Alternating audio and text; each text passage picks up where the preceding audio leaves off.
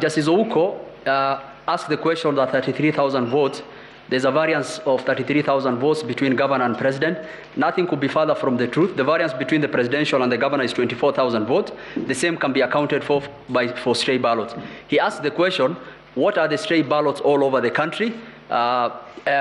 We have to look at all those ballot boxes to get what are the exact stray ballots in those. But I did a bit of analysis, and I've attached the analysis in Kibra and in Makadara. It is 2 per polling station. And the beauty about this is late last night, I also ran an analysis on the scrutiny report that we were given for the 18 polling stations, the report of the registrar. It exactly tallies. The stray ballots, even for that, it's actually 2 per polling stations, even if you looked at the scrutiny report.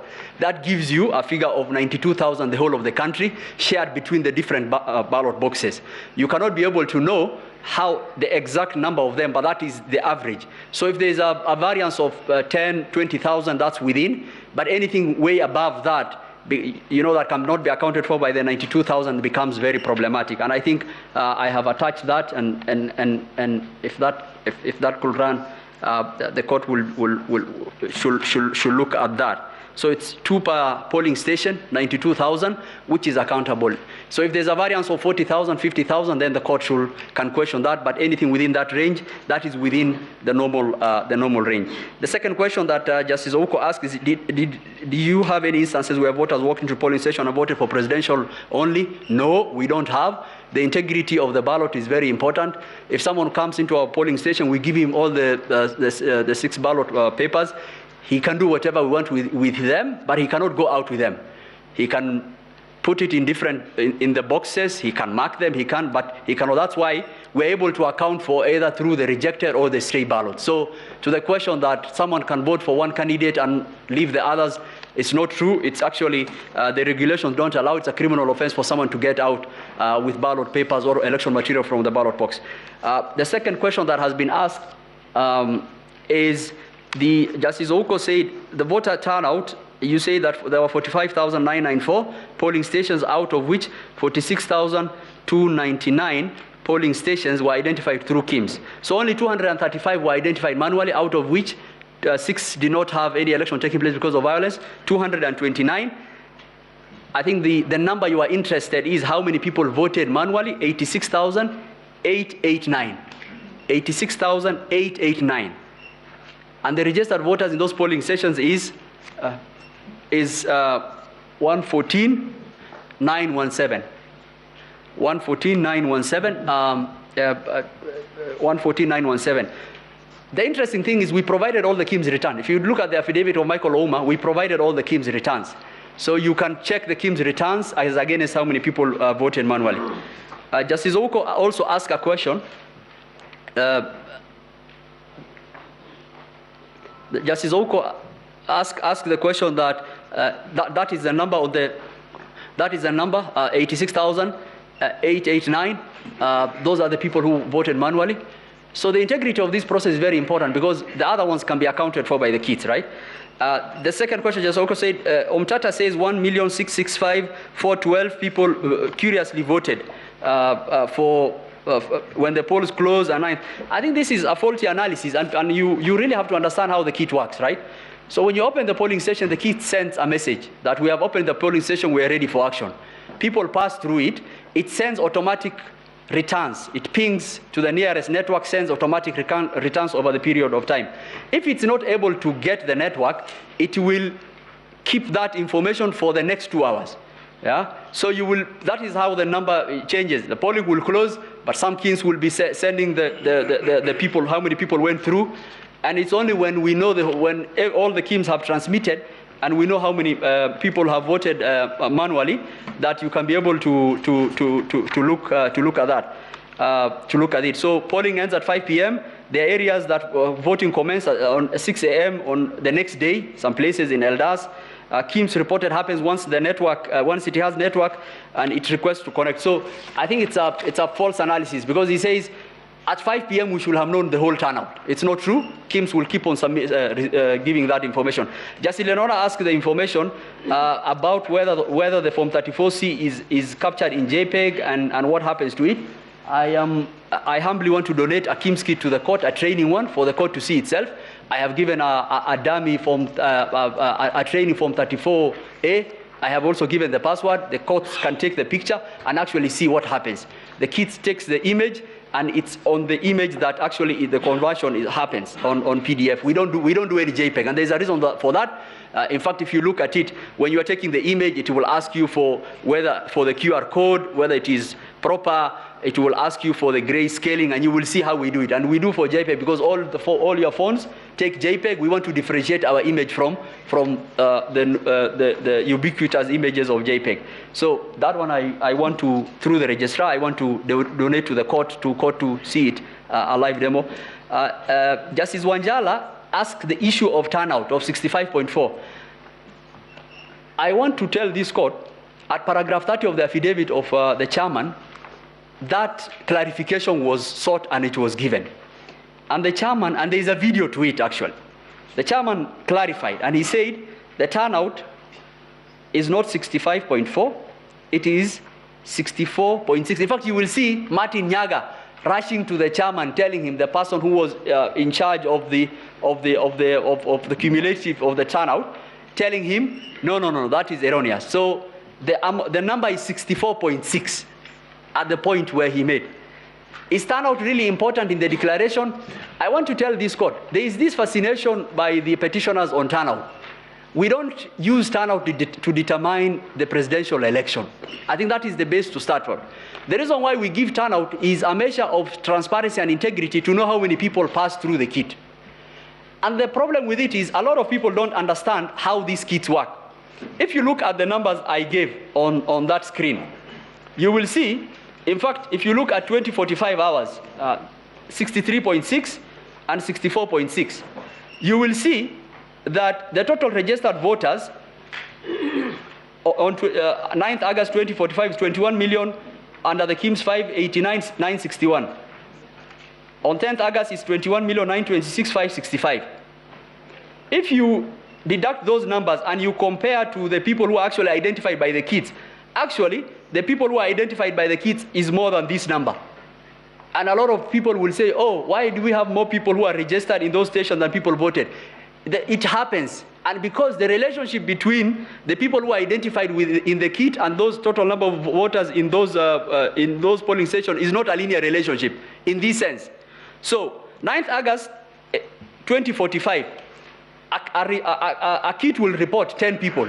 So we'll say 10 people have been identified in those kits, but the number of registered voters is 700. We will add in the total number of registered voters. You reached 10th August 240. That kit has already given its maximum registered voters in the original reporting. But people will keep on passing it.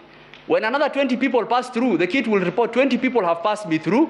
So we will say the voters identified under the KIMS has increased. But we don't increase the registered voters in those polling stations because it is already reported. So the relationship is not one-to-one. And you have to understand, and this is the confusion that is coming, we have to understand, the only way you will know the total registered voters is when all the KIMS have reported. So when all the KIMS had reported, because this is a snapshot of that information in time, when all the KIMS had reported, the voter turnout was 64.7103. So what was remaining that time? Only the manual voters. How many? 86,899. So it's good to understand that, because if someone just looked at this information, you will come with all manner of confusion. So the kit will report, once one voter passed through the kit, we say one voter identified, but the column of registered in that policy we put 700. But the voters will keep on going through the kit. So as people go through the kit, we'll keep on increasing the voters identified in that kit, but the number of registered voters will remain constant. The issue of the Venezuelans, they were involved in deploying of infrastructure and the servers platform. They did not have any access to the RTS. Look at the affidavit of Michael Ouma. Look at the affidavit of Hilda Kavongo. it actually shows the kind of rights they had. There was no unauthorized access, and in fact, the scrutiny report will bear that out. Did the postponement of elections in those counties only affect presidential voter turnout? I have indicated that is a hypothesis that has been laid out before the court. It is not borne out by the data.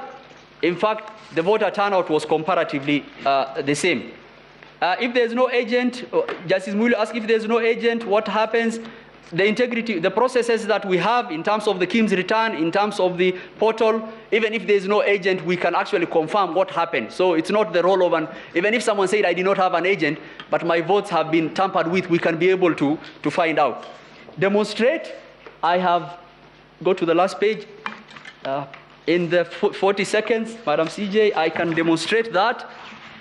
If you look at that form, that is a form, the agent copy. If you look at the second last one, where it starts from demonstrate 34A, please. So look at that form. So side by side, it's the agent copy and what is in the portal. We have marked all the places that what is wrong with that form. What is wrong with that form? If you look at the elevation of the camera, same. If you look at the IEBC logo in the background, both images, same. If you look at the exact paper fold in the bottom left corner of both images, same. The image is brightened to show that it has undergone editing. That's the top left is dark. The agent copy is in JPEG. The form is uploaded on our form is uploaded on the portal 10th of August 2022 at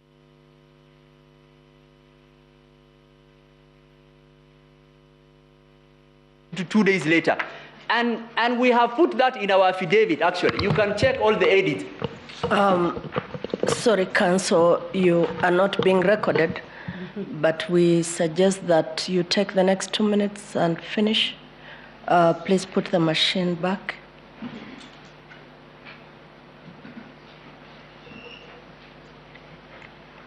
You're about the end, right? Yes, I am to the question that Madam Chief Justice and the President of the Court asked. I gave two examples. If you can just go back, I think I'll start with the first one. The 185, yeah. If you can go back. We'll give you 5 minutes, see what you can do with it. Yes, yeah. Thank you so much, Madam CJ. So what we did is we just took the form they provided us and we juxtaposed as against what we have. And we've marked all the places what is wrong with that form. And what is wrong with that form? If you look at the QR code, up on the left, on the right, and also on the left, the QR code, it's cropped similarly in both pictures. The IEBC logo underneath the document coincides with what was the pressing officer. It's actually an impossibility. I've given you a form to take a picture, and what you are producing me is actually underneath the logo of the document, the IEBC logo that the presiding officer was using. So I've given you your form, you're taking your picture for your agent, and you're using the same that the IEBC PO was using. Both photos are taken from the same elevation. I believe the court has ICT experts, and in fact, you don't need an expert to look at this. Look, the margins cropping are the same, which is really amazing. Look at the margin cropping for both of them.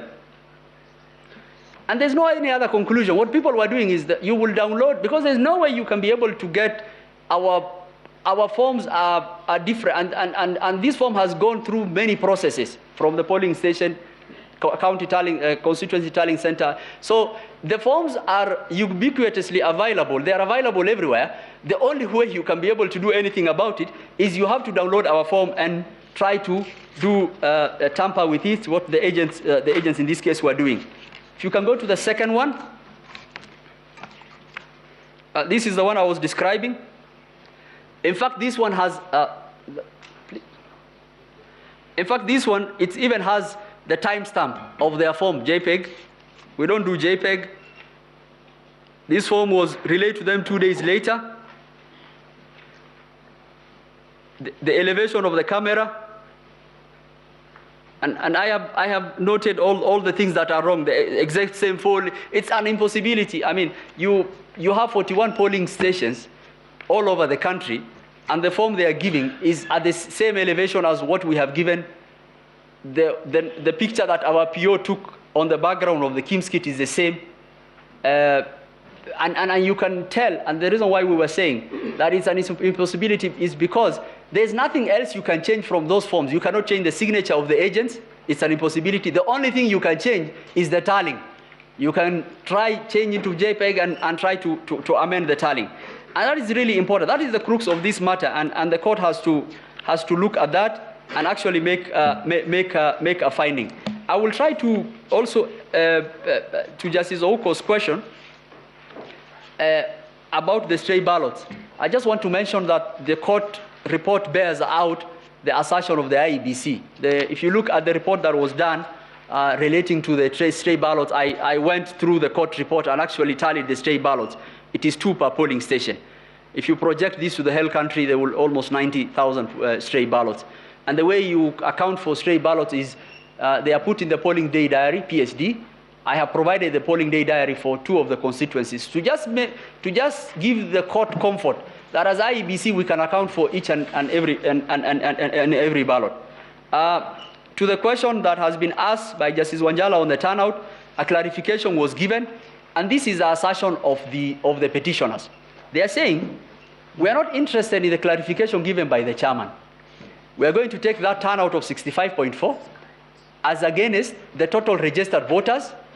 Okay, then come to the conclusion that there are votes that are unaccounted for. And we are telling him that is not how we do it. Okay, turnouts, we give the number of people who either have passed through that kit at a snapshot. Okay, and there's nothing much about it. The declaration is made on the actual physical ballots that we count. We count the physical ballots. After counting the physical ballots, we tally it. Madam DCJ asked about the rejected ballots, whether they are different from the rejected. So the way we calculate turnout refers to the number of people who have passed through that polling station in the 46,229 polling station in the Republic. We have not even reached the issue of rejected ballots or anything. It's how many people appeared that day. So we have a number. Then we do the counting. After counting, we get rejected ballots. So how do we determine 50 plus 1? We will say, okay, what are the total votes cast? And we will refer to the 2013 and 2017 decision of this court that said rejected ballots are not a choice of preference and the same have to be removed. So the idea that turnout is affected by rejected ballots or doesn't matter. It's just a measure of transparency, and you have to understand how the reporting of the KIMS happens for you to be able to do. We only give what we can at the time, and we'll keep on doing that.